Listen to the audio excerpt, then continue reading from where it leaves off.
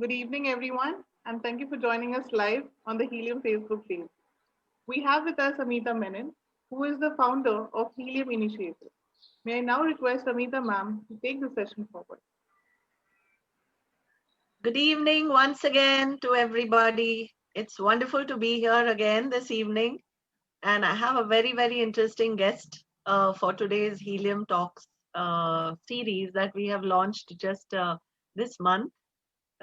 We hope to keep bringing in a host of wonderful people who are in the space of well-being and wellness, doctors and other professionals. And today I have with me Dr. Yasmin Setna. Wonderful to have her here with us. And she is a doctor by profession and has graduated from the prestigious BJ Medical College, Pune.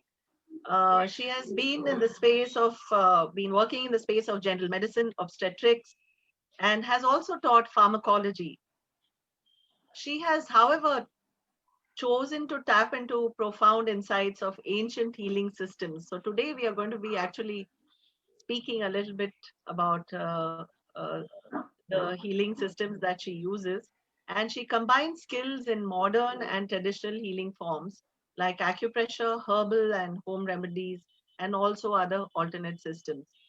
She is able to guide people to health and wellness using these systems. So, join me in welcoming Dr. Yasmin Setna. Wonderful to have you, Yasmin. How are you? Thank you, Amita. Good evening, everyone. Great to be here today. Yeah.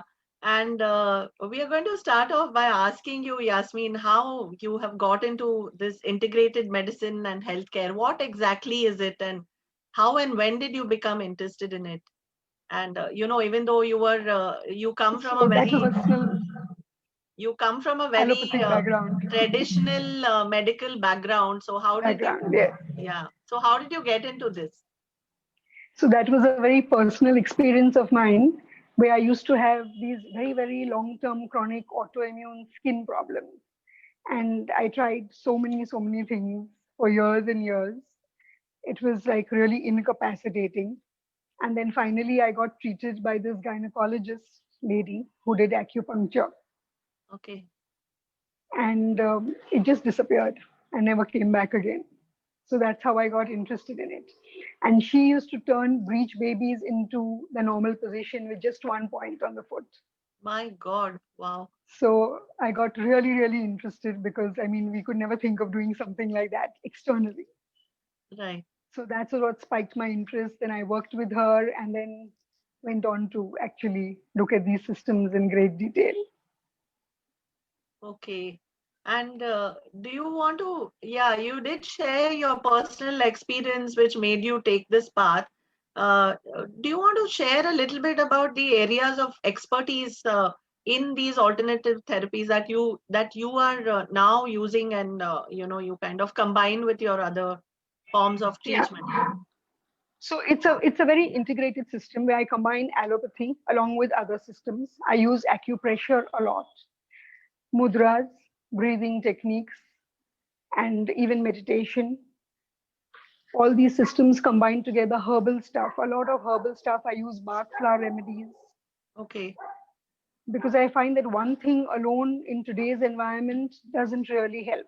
But a combination actually helps the healing process a lot. Right. So these are the various things I do, but acupressure is one of the main things that I do. Okay. We've heard so much about your acupressure.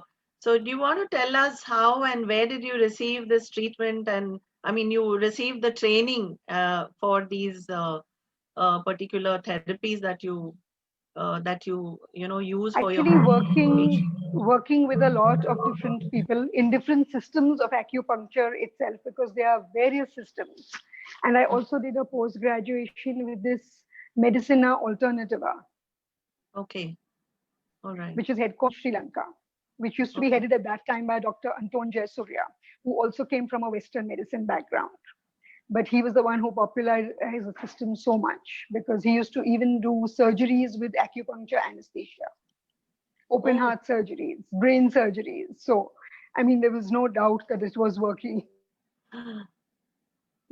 because otherwise he wouldn't be just lying over there, fully conscious and awake. The surgery went on for 4 to 5 hours. Okay. So that's where I did my basic training.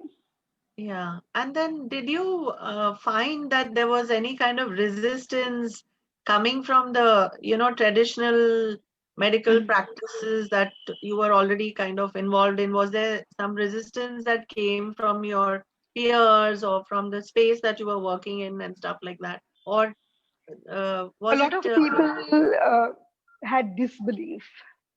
But right, then after seeing the results, I think many of the doctors also have come to accept a lot of it. They may not understand, they may not openly advocate it, right? but yes, they are more in sync now than probably 10 years ago. So then how do you cope with the, the challenges that come from this kind of resistance, especially because you are a doctor and you're also, Yeah.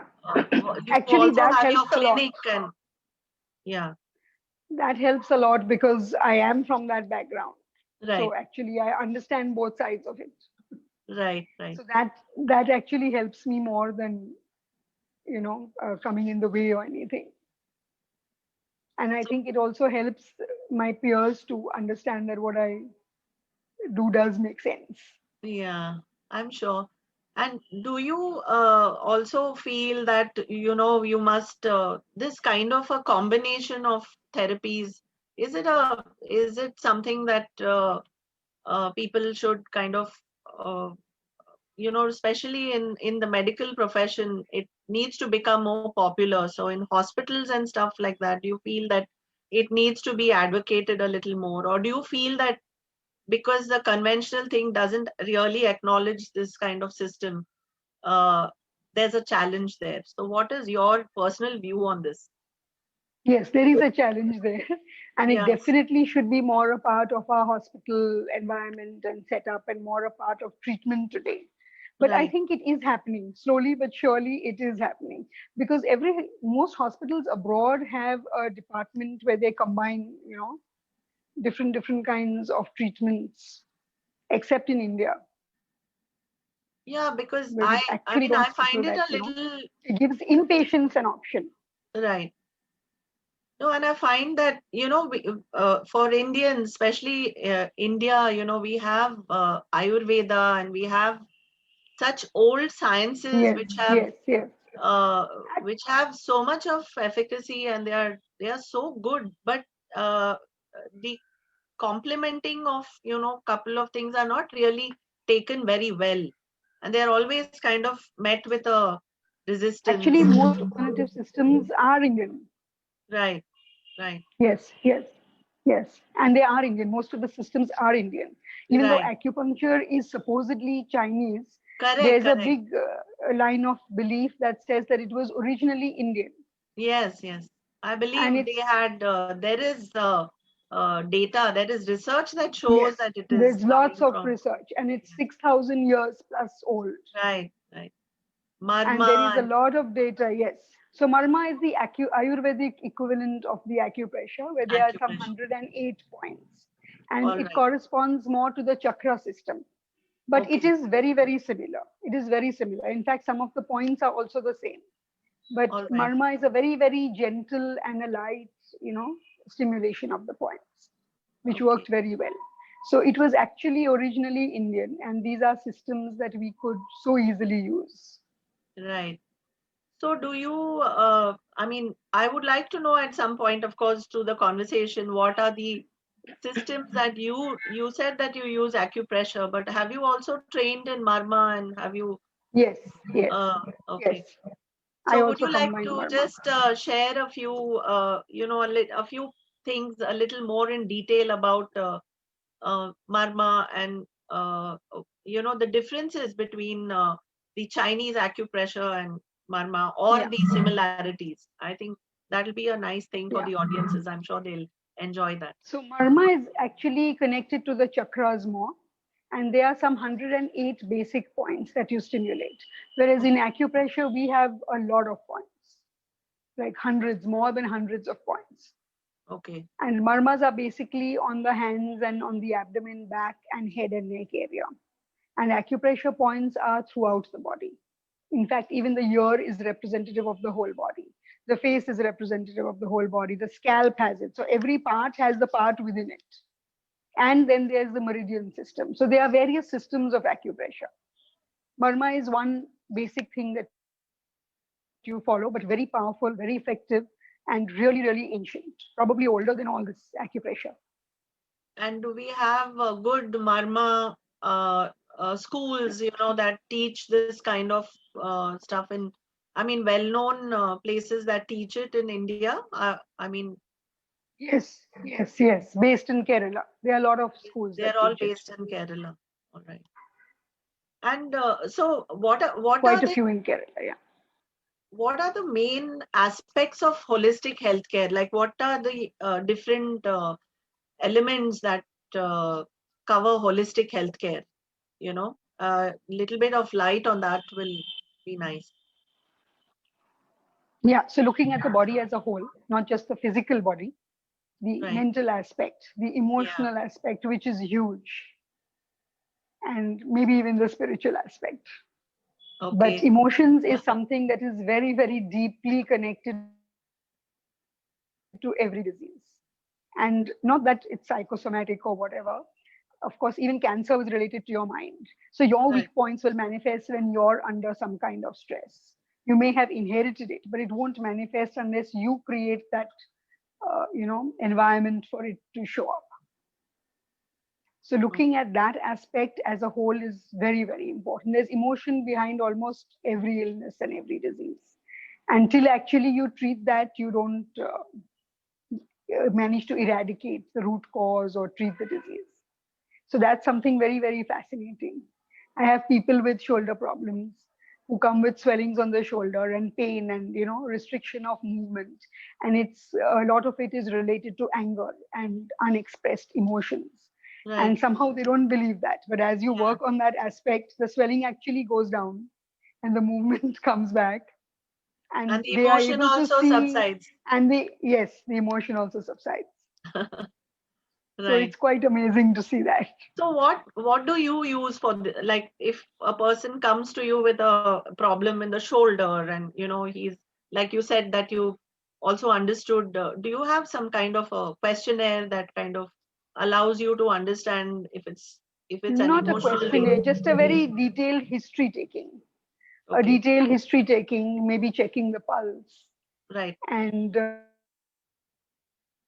the points that you what is blocked and what the emotion is primarily. And also certain problems are related to certain emotions. So more or less you have a guideline. Okay. And sometimes people themselves don't know how much emotion they are suppressing or how much anger they have, and they think they're totally fine. Yeah. Till they actually see it's surfacing and coming up. Yeah, there's And so then they much understood, yes. so much of stuff that emotion triggers, and Yes. very few people really know the connection between emotion and the physical, the physiology. So Yes. uh, And many don't even want to accept it. they don't want to accept it. Yeah. So then how can we ensure that we kind of spread this awareness and also make it more available to people? I know that you have a clinic you have two clinics, which I think we'll be sharing in the Yes. chat at some point. So the kind of patients that you get, they are a mix of adults and children, or what? I mean, can you just Yes. Mix share? of adults, Yeah. Can you just share what? children, old people, Sorry, teenagers. Yasmin. Yeah. Sorry, I think there's a problem with our connectivity. Sound. But Yes. I'm Yes. just repeating the question because I lost you for a minute. I'm just going to repeat the question. I was trying to ask you what kind of treatment you kind of generally specialize in, and what are the kind of ailments that really come to you. I mean, what is the uh, type of Yeah. ailments that you treat?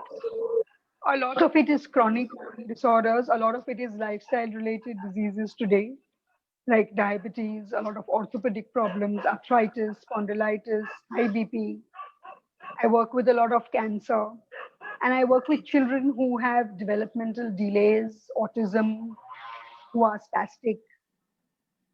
And the results are very amazing. And children respond so well, maybe because they're not using their mind like many adults do when, Right. blocking the effects. They allow it to work like the way it's supposed to work. Yeah.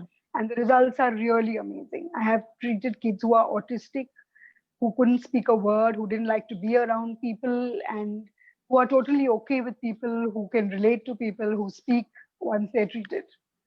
And this is with acupressure and any other, like you said, breathing and the other. In kids, yeah, when the kids are small, it's mainly acupressure because they All are not right. able to do much. Especially when they're autistic, they don't Right. even respond much to it. You And you telling them to also do combine anything. Bach flower remedies, I think, right? You Yes, combine Bach flower and yes. Remedies is another very, very useful. Yes, right. yes. Bhakshla is very, very useful. Very, very useful. Yes, yes. I Again, work working a on the lot emotion. with, I personally work a lot with emotional freedom technique and Bach flower remedies. I find them Yes, really very, very effective. Very effective. yes. EFT is a useful thing. Really great. Yeah, yeah. So, I mean, coming back to the treatment that you are, that you use, do you have any risks that are attached to the treatment? So, I think audiences like to be aware and, people Yes, who are yes. not really well informed about these kind of treatments, it will be nice for them to know whether there are any risks attached to the treatments that are being shared. I mean, that are being practiced. No great risk, really. There are some things that you cannot do in pregnancy. There are things that you cannot do when the patient is very elderly. Mhm. So, if you do those things, then yeah, you may get more pain or the symptoms may get exacerbated. And sometimes giving the wrong points may also cause an aggravation in the patient All right. in few conditions. Mhm. But so those are things that you would avoid if you are not sure. But other than that, no serious risk or anything like that. It's pretty safe. Even acupuncture and pressure both. So you work with cancer patients and you have people who are on maybe on chemotherapy and on so how do you, I mean, like, do they need to they'll be continuing with their medication and they can also have some of the other treatments that uh, Yes. you provide. So So, those who want to continue with the chemotherapy, they continue, and I work on the cancer as well as on the side effects of the chemo. right, So those are greatly reduced. People go through the chemo very easily. Many of them don't lose hair. They don't have the nausea and vomiting. The WBC count we manage to hold, right, things like that. And there are those who choose not to do chemo. okay, And especially in early stages and all, those results are really astounding.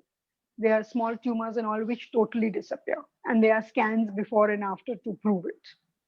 wow, So there, but then that's a patient choice. I mean, you can't force anybody to do this or that. So yeah, if you choose to not do XYZ therapy and do this, that's okay. If you want to do both together, also it's okay. right. And like you said, no side effects which come from pressing the wrong acupressure point is something I'm hearing for the first time. But yeah, have you had any such cases where people have used the wrong acupressure points and have had some kind of flare up, or is there something that Not you can really. kind of No, no. Maybe share? just very early, one or two of them who got more pain, but nothing really. Yeah, But but it is I don't known to think, happen. and I don't It think is there's known to happen. the kind of side effects that come from using chemical, I mean, like medicine, conventional Drugs, medicine is medicine. much higher than, Yes, exactly. using, yeah. So So every system of medicine will have some amount of side some effects amount of it. in Yeah. that way. Yeah. Right. Even homeopathy, if your medicine is not right, yes, you will Right. get Some aggravations. It aggravation will is get there worse. Yes. sometimes. Yeah. So every system, it's like everything that has an action has to have a reaction if it's not So correctly done. do you also use homeopathy in your treatment, or you only you're only sticking I to use some biochemic stuff. I okay, use some biochemic stuff, yeah, right, right, okay, depending. But I use a lot of Bach flower. That's something that I use most commonly. okay. And I use herbal remedies. Mm-hmm. some Herbal Ayurvedic remedies is stuff. like what? Like, can you share a little Herbal few remedies are made from examples? plant extracts. Okay, Medicines that are made from plant extracts, basically, okay, and even home remedies, which you can yourself make at home. all right. So you provide the recipes to the Yeah. patients Yes, and yes, then they can yes, make it and yes, yes. like Which the are very old simple. our Yeah. old grandmother's recipes, Yes, the which are very kashais and all simple that. and they are very effective. Some of Okay, them are like startlingly effective.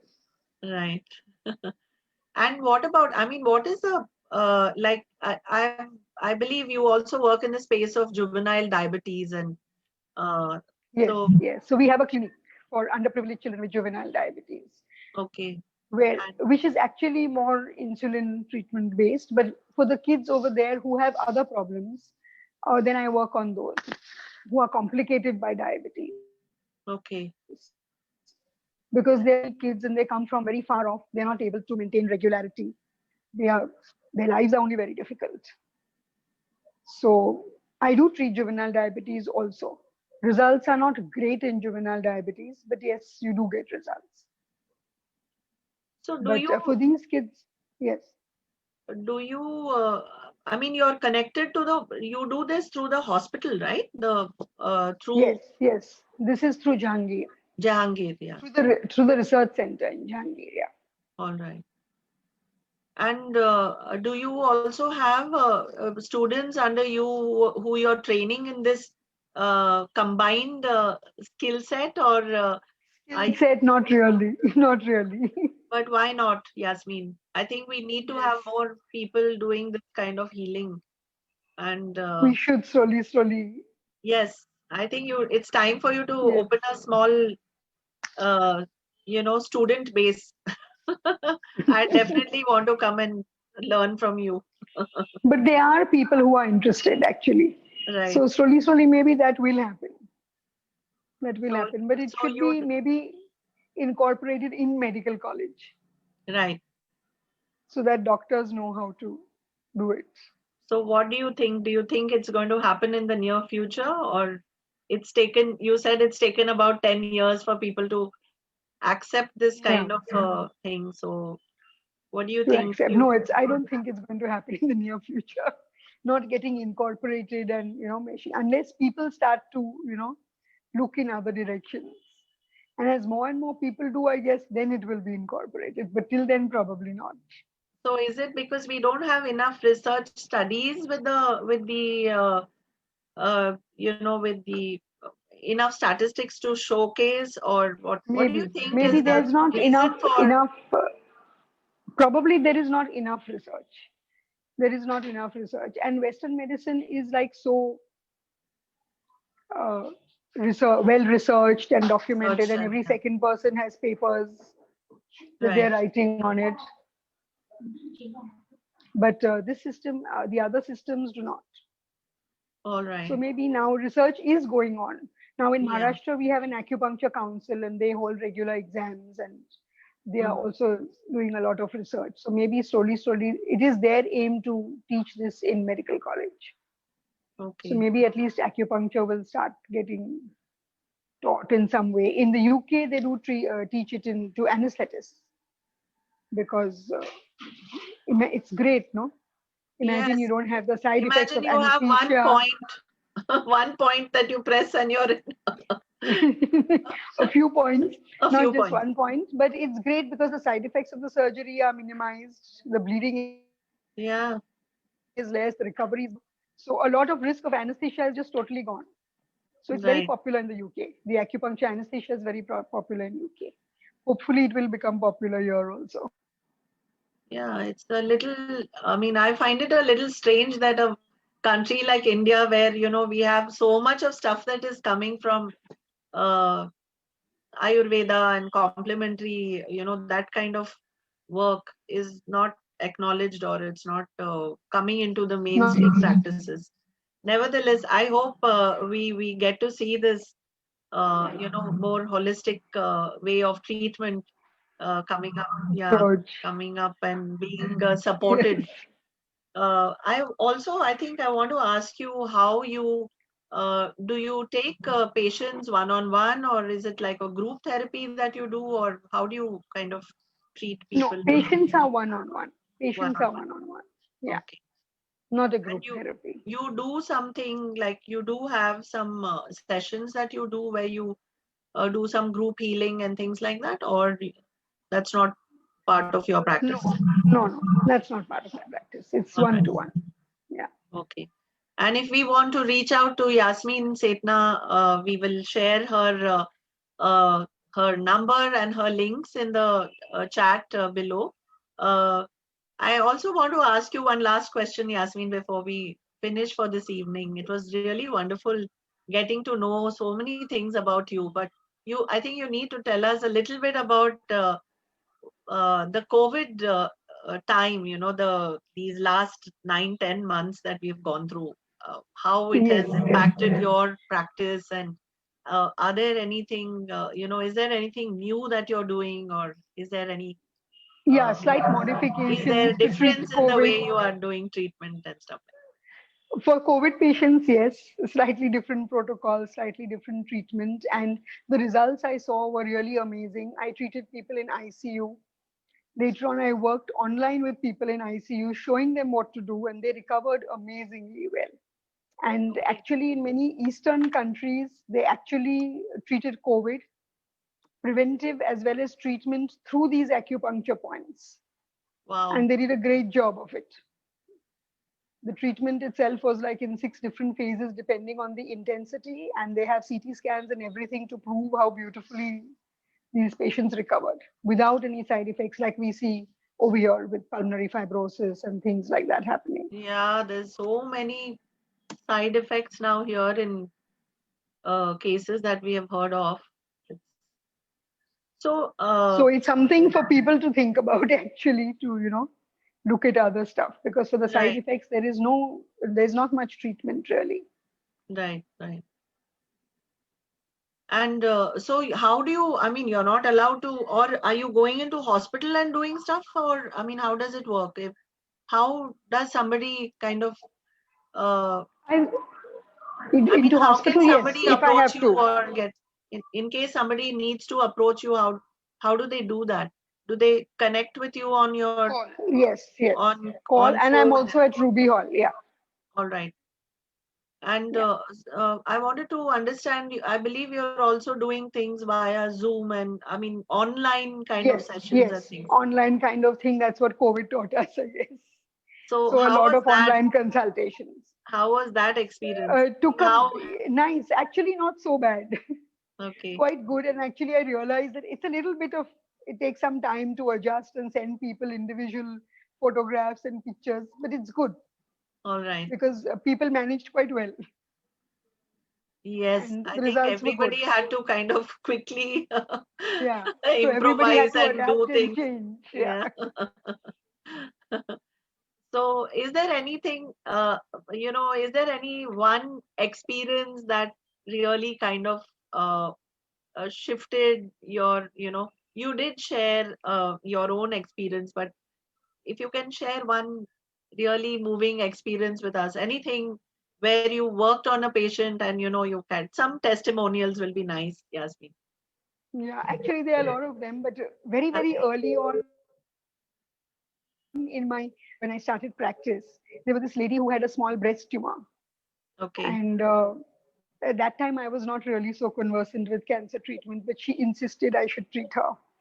And I just went by the pulse and by whatever I thought, her blockages were, and the tumor just disappeared. And that's one thing that actually put me onto this thing that I want to work with cancer. And then that's how I actually did a lot of study with cancer and alternative treatments. And there was also this little baby who I treated, who was born spastic with a blood clot in her brain, who had no vision. And the doctor said that she's going to be like this. The pediatrician said she's going to be like this. There's going to be no improvement. In fact, she will be, become a little worse. And that was a baby I treated since she was 3 weeks old. And she's totally okay. She got My totally God. okay. her vision returned, the spasticity went off. She's in a normal school. She speaks And normally. She hears my normally. God, She sees normally. wow, So that's a that miracle, was something, yeah, which was really, really miraculous. amazing. And I'm getting goosebumps. Things that make you, uh, Yeah. So how, I mean, like I'm kind of devoid of words now, I don't know what to say. But it's just something amazing when when you experience the grace of, that's where I wanted to bring in a little bit of the spirituality, the part of spirit that you spoke about, the spiritual part of holistic healthcare. So I want to understand how, I yeah. mean, do you really, how do you bring that aspect into your treatment? What do you do specifically? Do you teach people how to meditate, or what is it? Yes, yes. That is mainly through the meditation. Okay. And is there some That is mainly specific done through the method that you meditation. teach, or? Yeah, we do a method called Satya meditation that is taught by our teacher, Willie All right. Doctor. And Well, for healing, it is an amazing technique. And it's very simple. It doesn't take too long because today nobody wants to sit for hours and meditate. right, right. And most people, until a few years ago, were really not even keen to try it out Yeah. or thought that meditation was something that, it was Only just meant something you for, did to yeah. calm yourself. Yeah. It's not meant for healing, but it is meant for healing. And even with the meditation, we've done research, and there's been a lot of results showing how effective it is Okay. as a Great. treatment. So Wonderful. So it's really been lovely talking to you, Yasmin. I mean, there's thank you, Amita. Really, so many things that the audiences would have learned today with this wonderful conversation that we've had. And Karuna, my colleague, has already shared the links on our chat. If we have any questions, Karuna, you can just please put them into our chat, or you can come on and share them with us. Do we have any questions from the Do we have any questions from the audiences? Okay, no. we don't have any questions from the audiences, but if anybody is watching and wants to post any questions, you may do that. We'll definitely get back to you, and you'll be able to connect with us through the chat. So it was really wonderful again having you on the Helium Talk series, Yasmin, and I look forward to catching up with you soon. I'm going to come for a couple of sessions of acupressure. I want to get rid of Sure, sure. get rid of my perennial lower backache that I have. So Sure. sometime soon, yeah. And I Thank you, wanted to Amita. check: are Thank you you. still taking appointments? That's what I wanted to Yes, check. yes, yes, Okay. All yes, right. So yes, you're available in personal appointments. yes. Of course, of course. All right. Yes, of course. Yes. Okay. So Thank you, wonderful, and Amita. thank Thank you so you. much, and namaste, and we'll catch Thank up you. soon. Yeah, thank Yes, you, yes. and thank you, Thank you. It was audiences, lovely being here. for being with us this evening. We are going to be continuing with our Helium Talk series in a very interesting conversation coming up in January, on the 14th of January, with Dr. Rahul Malshute, who's again a homeopath and an animal communicator. It's going to be an interesting chat. So do keep watching out this space for more, and we'll see you and have a very good evening. Today is supposed to be a wonderful conjunction of Jupiter and Saturn. So I think everybody is waiting to see the Christmas star in the evening sky. And have a very good evening, everybody, and a wonderful Christmas and a very happy New Year to all of you. Thank you. Thank you. Thank you and namaste, everyone. Thank you. Thank you.